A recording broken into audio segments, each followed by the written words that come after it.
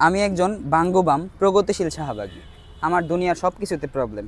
৩৬৫ দিনে ৭৩০টা টপিক নিয়ে আমি বলি আওড়াই। আমরা বছরের পর বছর ধরে মাইর খাই, তবে এখন আমাদের সময়টা ভালো যাচ্ছে। মানুষ এখন লীগ, দল, শিবির কিছুই চায় না, মানুষ চায় আমাদের। আমার গায়ে একটু গন্ধ, গাঞ্জা খাই তো, গোসল করার টাইম পাই না। দুনিয়ার যে কোনো জায়গায় কোনো কিছু ঘটলে আমরা ১৫ থেকে ২০ জনের এক বিশাল বাহিনী নিয়ে শাহবাগ ঘেরাও দিই।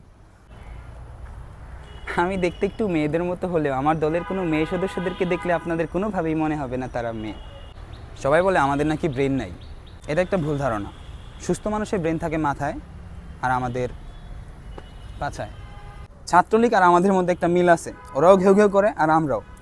রাস্তার চা বিক্রেতা থেকে আমেরিকার প্রেসিডেন্ট, সবাইকে নিয়ে আমাদের আপত্তি। আমরা সবার পদত্যাগ চাই। আমাদের মুখে সবচেয়ে বেশি উচ্চারিত শব্দ হ্যারাসমেন্ট।